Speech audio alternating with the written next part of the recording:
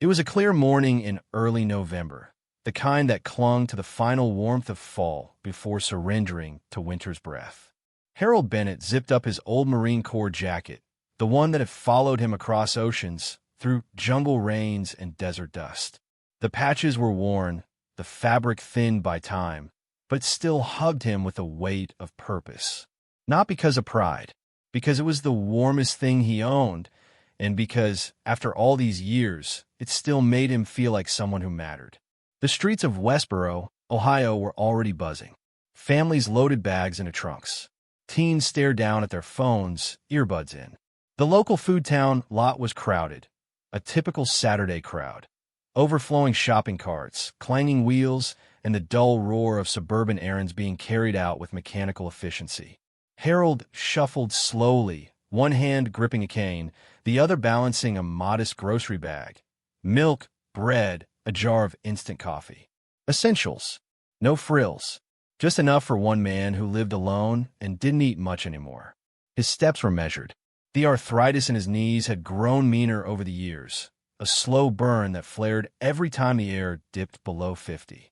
Still, Harold pressed on toward the bus stop just past the lot's edge.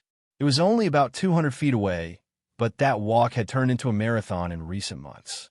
No one noticed, or maybe they did, but people today were good at pretending they hadn't. He passed a row of gleaming motorcycles parked near the sidewalk.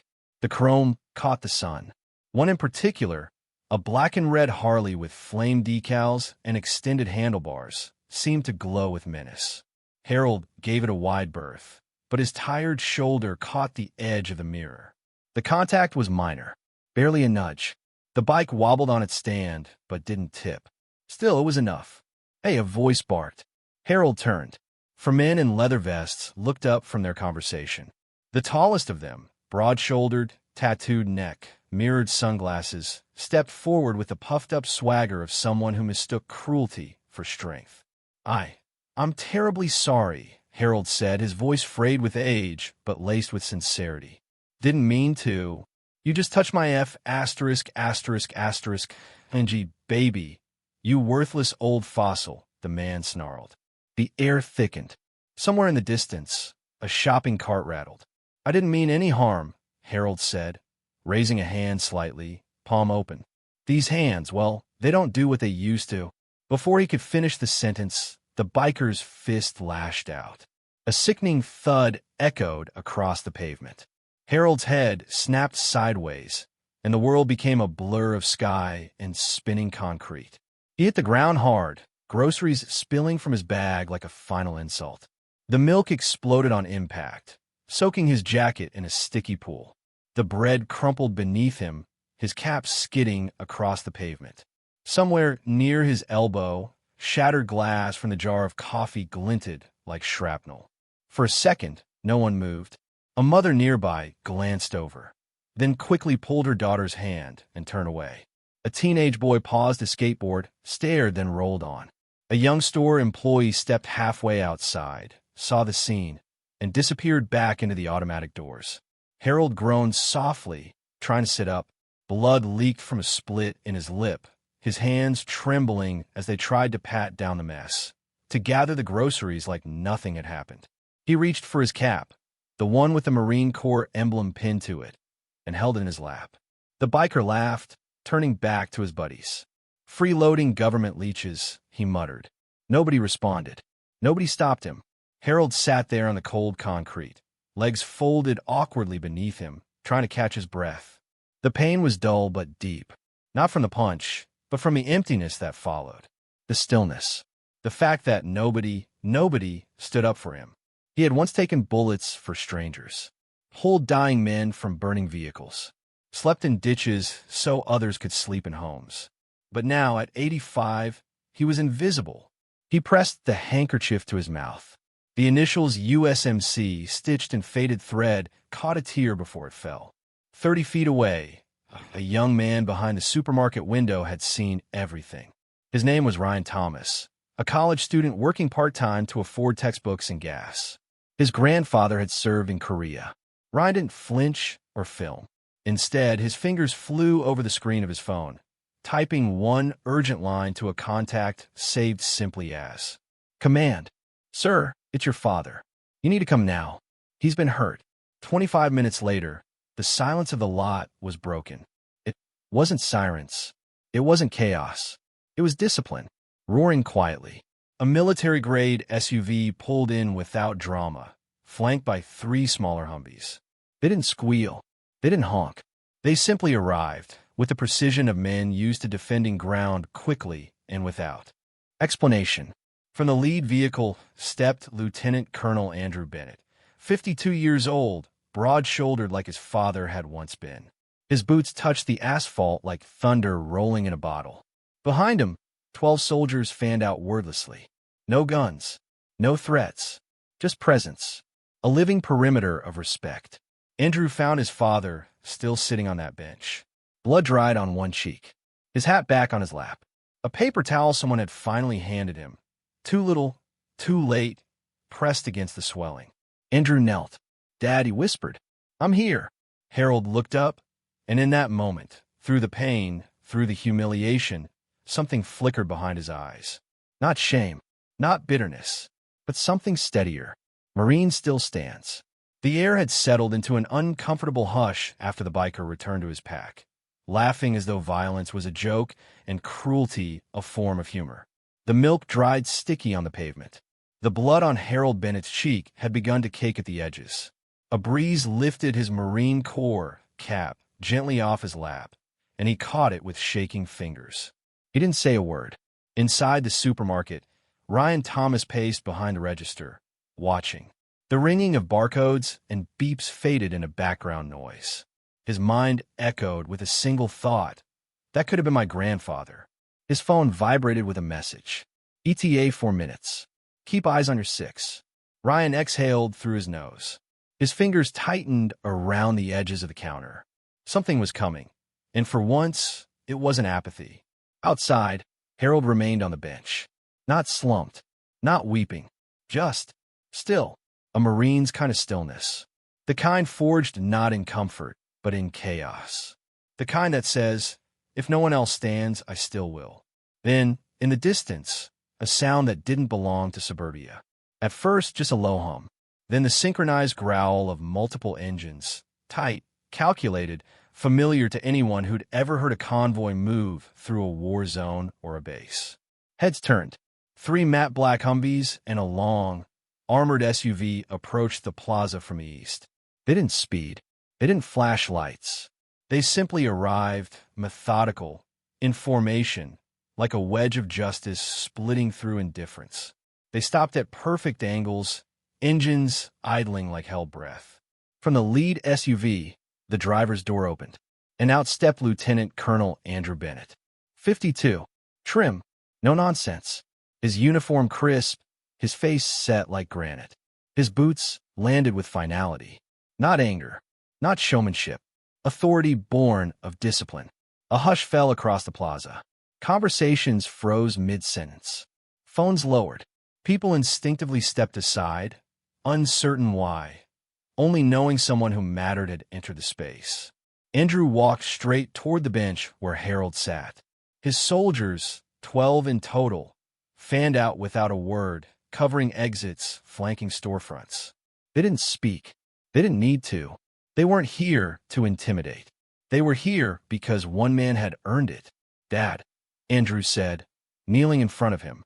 Harold blinked, then nodded once, like 2 warriors acknowledging battlefield survival. "I should have been here sooner," Andrew added softly. "You're here now," Harold murmured. Blood cracked along his jawline. Andrew stood, turned. His gaze swept the plaza. The biker, James Tank Larkin, was still leaning against his motorcycle, smirking. That smirk faltered when he saw the soldiers, when he recognized the medals on Andrew's chest, when he felt the presence of something far greater than himself. Andrew's voice, when it came, was low and calm. "Who did this?" Ryan, still inside the store, pushed open the doors and walked toward him. "That one," he said, pointing. Tank straightened, trying to puff himself up again. "Who the hell do you think you are?" he barked. Andrew didn't blink. He held out his military ID. "I'm the man who's going to make sure this veteran gets the respect he's earned." and the justice he deserves. Tank scoffed. Oh, what, you gonna arrest me? This ain't your base. No, Andrew replied. But I called the ones who can. A police cruiser pulled up to the curb, lights turning, but no sirens. The officer stepped out, and for the first time, saw the full weight of the situation. Soldiers, witnesses, a bleeding elderly man in a military jacket. They approached Andrew, who handed over a printed statement Ryan had prepared, along with phone footage from a bystander who had finally found their conscience. It was enough. Mr. Larkin, the officer began, you're under arrest for assault. Tank raised his hands, scoffing again, but no longer smirking. As he was handcuffed, the crowd began to shift. One man stepped forward and picked up Harold's grocery bag, brushing glass off gently. A woman who'd walked past earlier returned with a bottle of water and a clean towel. A father lifted his toddler so the boy could wave at the soldiers.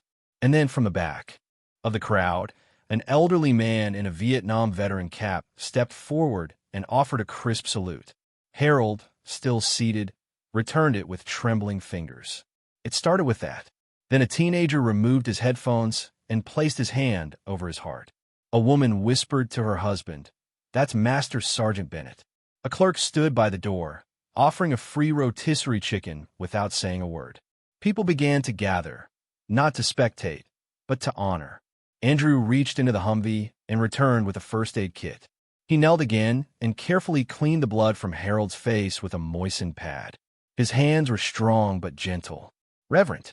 The same hands that once fired a rifle now tended to the man who had taught him what service meant. "I didn't raise you to fight my battles," Harold murmured. "You didn't have to," Andrew replied. "You raised me to finish them." The crowd stood in reverent stillness as the officers led Tank away. No one jeered. No one cheered. It wasn't justice through vengeance. It was justice through presence. And that presence, quiet, earned, unmistakable, had returned to Harold Bennett not just his dignity, but something far rarer, recognition. In the following days, the story would spread. A silent veteran, a violent injustice, a son who arrived not with rage, but with resolve. The town had forgotten who Harold Bennett was. But in that plaza, in the wake of silence shattered by honor, they remembered. And for the first time in a long time, so did he. By the following morning, the video had already made its way onto a half-dozen veteran support pages. By noon, it was on the local news. The footage wasn't dramatic, no punches thrown, no shouting match, but it didn't need to be.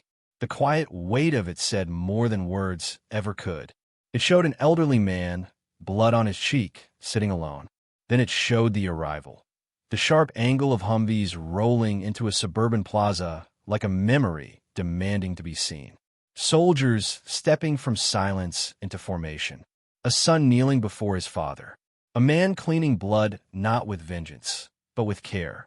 By that evening, it had been shared over 2.3 million times. Somewhere in the heart of Ohio, the town of Westboro blinked. It woke up. For years, Harold Bennett had been invisible. He'd lived in a 2-bedroom rental near the edge of town, quietly collecting his pension and buying groceries in cash. A few of the neighbors knew he was former military, but none could have told you where he served or for how long. He was simply there, a fixture as easy to overlook as a park bench. But now, the phones at City Hall didn't stop ringing. I had no idea. He lives 3 blocks from me. My dad was in his unit in '68. He always talked about a guy named Bennett. Card began arriving on Tuesday. First, a few handwritten ones from local kids who'd seen the story on the news with their grandparents. Then from veterans' families. Then from all over the state. Then other states. Each envelope was addressed simply. Harold Bennett, Westboro, OH. The one from the video. The post office started holding mail in crates. By Wednesday, flowers began to arrive. Bouquets at his front step, patriotic arrangements with miniature flags, handwritten notes pinned to stems. A Girl Scout troop dropped off cookies. A retired Air Force pilot left a framed print of the Marine Corps hymn with a quote. Some people live quietly. Some live rightly. You did both. Harold watched it all from his small porch. He didn't speak much, just nodded when someone passed and gave him a wave. If he felt overwhelmed, he didn't show it. He just kept wearing the same jacket. At the VFW Lodge, old veterans sat straighter when his name was mentioned. A Vietnam-era Army captain who hadn't attended a public event in years called the mayor's office and said, "If you're going to honor that man, I'll be there." So the mayor did. With only 3 days' notice, the community hall filled beyond capacity. It was Saturday morning when Harold arrived, pushed gently in a wheelchair by his son. He hadn't wanted to fuss, had even grumbled when Andrew pressed a jacket on him and trimmed his beard. But when they turned the corner and saw the parking lot, cars lined the street for 4 blocks, flags at half-staff, people standing outside the doors because there weren't enough seats inside. A hush fell over the hall as Harold entered.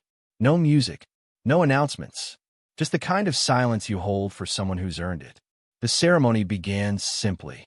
No marching band, no fanfare, just a podium and a microphone, and a young city clerk tasked with reading the formal record that had only recently been uncovered from dusty archives and military databases. "Master Sergeant Harold Eugene Bennett," she began. She read slowly, clearly. "Served from 1956 to 1988. United States Marine Corps." Harold sat still, his cap resting gently in his lap. His fingers didn't move. 3 combat deployments, Vietnam, Beirut, and Operation Urgent Fury. People began to murmur. Bronze Star with Valor, 2 Purple Hearts, Navy and Marine Corps Commendation Medal, Presidential Unit Citation twice. Gasps, then stillness. The speaker continued, detailing a particular firefight in 1967 near Key San, where Harold, then a staff sergeant, ran through open fire to pull 3 wounded Marines to safety. One had later become a senator. The other 2 had written letters that had never reached him, until now. A woman stepped forward with a faded envelope. "My father was Corporal Ellis," she said, voice trembling. "He always said a man named Bennett saved his life. That letter was for you." Harold didn't cry, but Andrew, standing beside him, placed a hand on his father's shoulder. The speaker cleared her throat, blinking back tears of her own. "In honor of service rendered, in wars seen and unseen, in the name of sacrifices made quietly, Westboro now sees what it forgot to notice." And then, like a slow-moving tide, the audience rose. Not in a burst, not like a pep rally. One by one, a veteran stood first, then a young boy in a scout uniform, a mother, a teacher, 2 teenagers who had only come because their history teacher made it extra credit. Then all of them, everyone. The applause came, not in a roar, but like a storm building out of stillness. No cheer, no whistles, just the sound of hundreds of hands clapping steadily, relentlessly. For 5 minutes, it didn't stop. Later, when someone asked Harold what he remembered most about the day, he didn't mention the medals. He didn't mention the parade of faces, the hugs, the strangers. He said only this: "It was the first time in a long while I didn't feel like a ghost." That night, after the crowd had gone and the hall had emptied, Harold and Andrew sat alone in the quiet. A single overhead bulb flickered slightly above them. Harold looked down at the citation in his lap. The mayor had signed it herself. He shook his head gently. "All this," he said, voice gravel soft, "for just doing my job." Andrew smiled.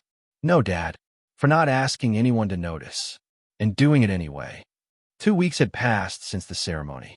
The flowers outside Harold Bennett's home had begun to wilt, but the notes stayed, pinned to fences, tucked into mailboxes, resting beneath his flag.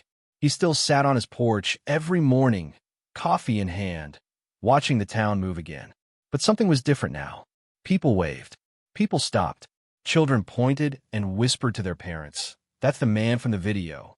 For the first time in a long time, Harold Bennett wasn't just a veteran. He was a name, a neighbor, a symbol. But healing, Harold knew, never came all at once. It came quietly, unevenly, from places you didn't expect. The letter came on a Friday morning, typed, no return address, just a short line at the bottom. "James Tank Larkin." It wasn't long, but it was honest. "I don't expect forgiveness. I don't even expect an answer. But I need to say this out loud to someone before the court makes me say it to a judge. When I saw your jacket, I saw my father. He died in '93. Army. Vietnam. Came back a wreck. Mean drunk. Never talked about the war. Just kept a rifle in the closet and a bottle in every room. I was 12 when he drank himself to death. I hated that flag for taking him. Hated the Corps, the Army, the uniforms, all of it. You bumped my bike, and everything just boiled over. But it wasn't about you. It was about him. About me not knowing how to carry that pain anymore. If you don't want to meet, I understand. But if you do, I'll be at the courthouse before sentencing. Tuesday, 8:15 a.m.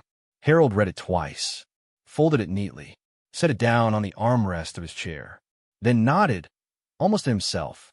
Tuesday came cold and gray. Harold arrived early. Andrew parked around the back and wheeled him through the side entrance, away from the cameras gathering at the front. Harold wasn't here to make a statement. He was here to look a man in the eye. The courthouse conference room was small, plain, wood paneling, a clock that ticked too loudly, a pot of coffee that had burned past its welcome. James Tank. Larkin was already inside. Gone was the leather vest. Gone the mirrored sunglasses, the swagger. He wore a plain white shirt, khakis, and a look that hadn't slept in days. When Harold entered, James stood up, but didn't reach out. Just nodded. "Thank you for coming, sir." Harold said nothing at first. He studied the man, his posture, the weight on his shoulders, the tension behind his eyes. He saw pain, familiar pain, the kind that hid behind anger, the kind that made boys out of men and bitterness out of grief. They sat. Silence stretched between them like a long, frayed bridge. Then James spoke. "My dad's name was Calvin. Sergeant first class. Never got the help he needed. I didn't either." His voice cracked, not loud, not theatrical, just worn. I blamed him, blamed the system. Then I blamed the people. In uniform. Thought if I stayed tough, no one could touch me. He swallowed. "You bumped my bike, and I saw him. Not the man he was, but the man he became. And I took it out on you, on a stranger." He lowered his head. "I was wrong."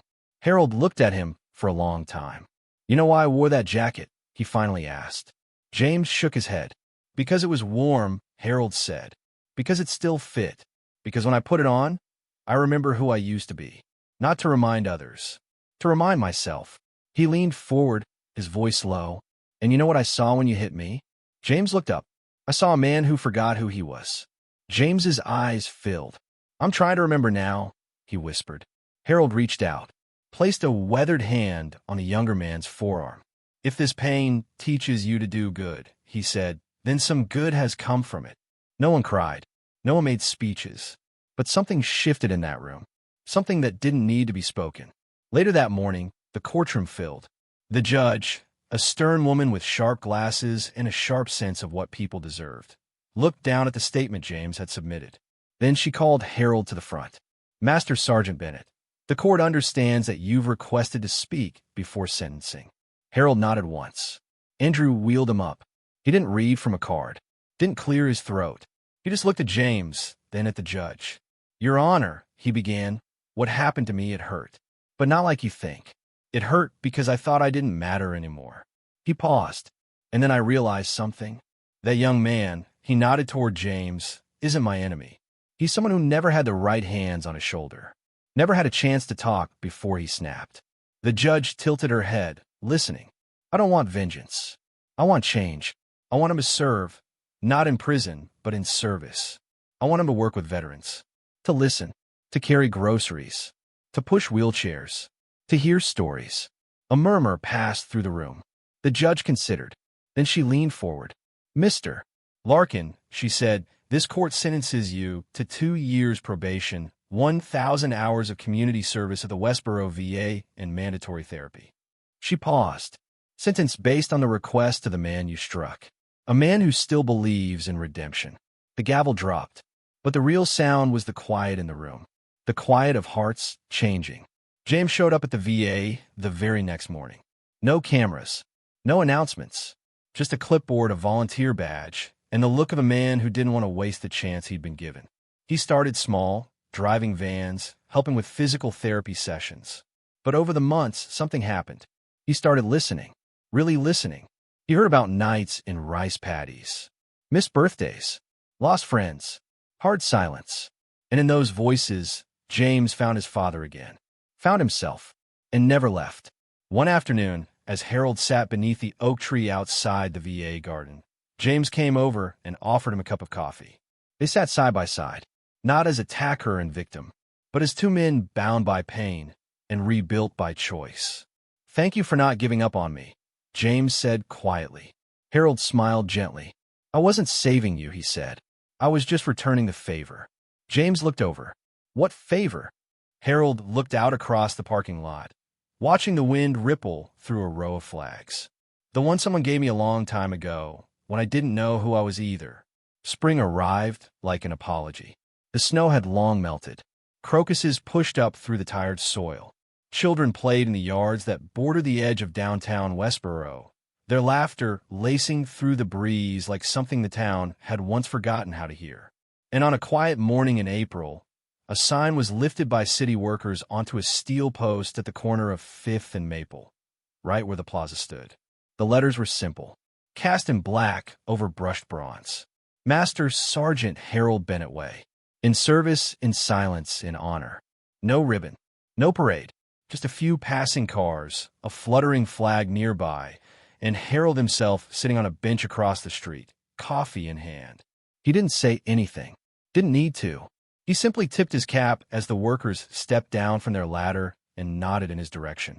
At first, it was a small initiative, the mayor's idea, along with the new director at Westboro Middle School. Veterans in classrooms. Just a single visit once a month. A speaker, a memory, a face to remind the next generation that history didn't only live in textbooks. It lived in wheelchairs, in faded jackets, in voices with gravel, and eyes that had seen too much but blinked less because of it. Harold was the first to speak. He sat in front of a room full of 8th graders and told them nothing about combat. He told them about fear, about friendship, about writing letters home and praying the ink wouldn't smear from rain or shaking hands. One girl raised her hand. "Were you scared?" He smiled. "Every single time." "Then why do you keep going?" His answer came slow, quiet, because someone else needed to make it home. The class was silent for minutes afterward. That silence would become the most sacred lesson they learned that year. Across town, the police department adopted new policies for first responders. A section in the training manual now read, "Recognizing trauma in older veterans. Approaching with respect, not assumption." They asked Harold to consult. He met with young officers, some barely older than he was when he first enlisted, and told them what PTSD looks like in silence, how it hides in calm voices and trembling hands, how it doesn't always shout. Sometimes it just steps back and hopes not to be seen. Harold taught them to see anyway. James Larkin, tank no longer, had become a fixture at the VA clinic. What had started as community service had turned into purpose. He'd learned every hallway, every room, every first name. He drove veterans to appointments, fixed flat tires, brought in meals, helped fill out paperwork they couldn't read without glasses. Some still didn't trust him right away. But Harold had cleared that path, and James walked it every day. "I was broken when I walked in here," he once told the VA's director. "Now hold the door open for the next guy who is." Harold, though, remained as he always had, quiet. He still walked, slowly, to that bench each morning. Same bench, same cap, same thermos of coffee, black, 2 sugars. Strangers started stopping more often. Not to gawk, but to think. Some knelt. Some simply nodded. Veterans sat beside him in silence, each knowing the words weren't necessary. He never told them what to say. He just let them feel safe saying anything. One day, a boy, maybe 9, walked up with nervous energy, hands balled into fists at his sides. "Sir," he asked, voice cracking a little, "are you a real hero?" Harold looked at him, tilted his head thoughtfully, then smiled and reached out to gently ruffle the boy's hair. "Heroes don't ask to be seen," he said. "They just never stop showing up." The boy blinked, nodded solemnly, then ran back to his mother. She mouthed a soft thank you before taking his hand. At the annual Memorial Day service, Harold was asked to speak again. He declined a microphone, but stood, slowly, at the front of the crowd as his name was called. The applause this time wasn't thunderous. It was steady, like a salute that never ended. Beside him stood James, dressed in a modest navy blazer, now a full-time outreach coordinator for the VA. Behind them, a row of schoolchildren held small flags. And in the back, leaning against the trunk of a maple tree, Andrew watched with quiet pride. Harold didn't speak much that day, but when the service ended, dozens waited to shake his hand. Families, teachers, nurses, neighbors, each of them said a version of the same thing. You reminded us what we'd forgotten. Back home that evening, Harold sat with Andrew on the porch. The town was quiet again, but the kind of quiet that held meaning now. The street sign across the way caught the evening light, Harold Bennett Way, gleaming under the glow of a single lamppost. Never expected all this, Harold murmured. Andrew smiled. You didn't have to. You just had to live it. Harold nodded, the breeze rustling the trees around them. You know, he said, I used to wonder if it was all worth it. And now?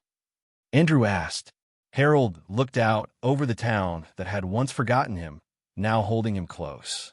Now I don't wonder, he said softly. I just show up. In a world that often moves too fast to notice quiet sacrifice, Harold Bennett's story reminds us that true honor isn't found in noise. It's found in presence. He didn't seek recognition. He simply lived with quiet strength, the kind that doesn't fade with age. Yet when he was attacked and humiliated, it was the community's silence that hurt most, not the blow. Today, many of us pass by people like Harold without a second thought. The elderly veteran at the diner, the woman in uniform at the grocery store, the man who walks with a limp and never speaks of why. But behind each of them is a story, a service, a silent act of courage we may never fully understand. This story teaches us that dignity must be protected, and kindness must be intentional. We don't need uniforms to serve. We just need to show up. Whether it's offering a seat, a thank you, or simply choosing to acknowledge someone's humanity, small acts can restore what silence once erased. Because as Harold once said, heroes don't ask to be seen. They just never stop showing up. And neither should we.